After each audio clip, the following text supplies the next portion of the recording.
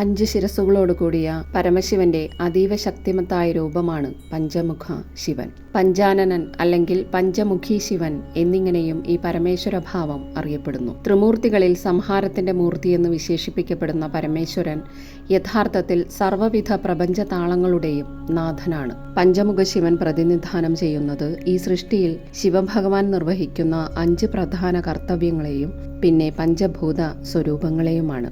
5 ദിശകളിലേക്കായി ദർശനം നൽകുന്ന പഞ്ചമുഖി ശിവന്റെ 5 മുഖങ്ങളിൽ ഓരോന്നും 5 വ്യത്യസ്ത നാമങ്ങളിൽ അറിയപ്പെടുന്നു.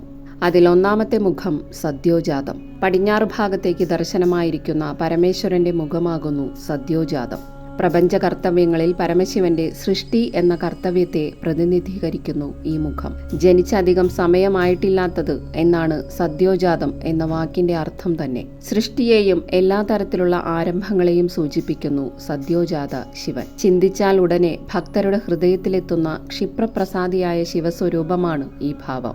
പഞ്ചഭൂതങ്ങളിൽ ജീവൻ ഉത്ഭവിപ്പിക്കുന്ന ഫലഭൂയിഷ്ടവും പരിപോഷിപ്പിക്കുന്നതുമായ ഭൂമി മൂലകവുമായി ഇത് ബന്ധപ്പെട്ടിരിക്കുന്നു.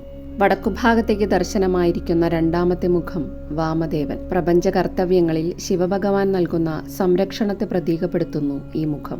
ഈ ലോകത്തുള്ള എല്ലാ നന്മകളുടെയും നിലനിൽപ്പ്, പരിപാലനം, സംരക്ഷണം എന്നിവയെ പ്രതിനിധീകരിക്കുന്നു വാമദേവൻ.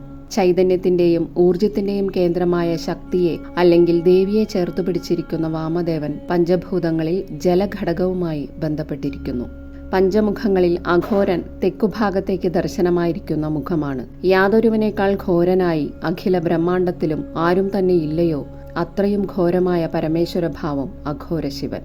നാശം, പരിവർത്തനം എന്നിവയെ പ്രതിനിധീകരിക്കുന്നു അഘോരമുഖം. അതായത് പുതിയതിന് വഴിയൊരുക്കുന്നു പരമേശ്വരന്റെ അഘോരഭാവം, മാറ്റത്തിന്റെ കാരകൻ. പഞ്ചഭൂതങ്ങളിൽ ഇത് ഏറ്റവും പരിശുദ്ധവും അത്ര തന്നെ തീവ്രവും നവീകരണത്തിന്റെ കാരണക്കാരനുമായ അഗ്നിയുമായി ബന്ധപ്പെട്ടിരിക്കുന്നു.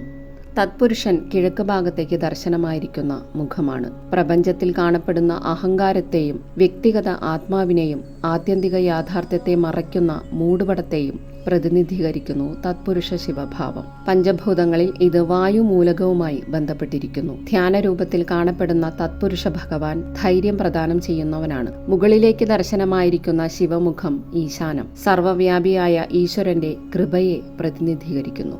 അതായത് അനന്തമായ കാരുണ്യം. പഞ്ചഭൂതങ്ങളിൽ ആകാശതത്വവുമായി ബന്ധപ്പെട്ടിരിക്കുന്നു.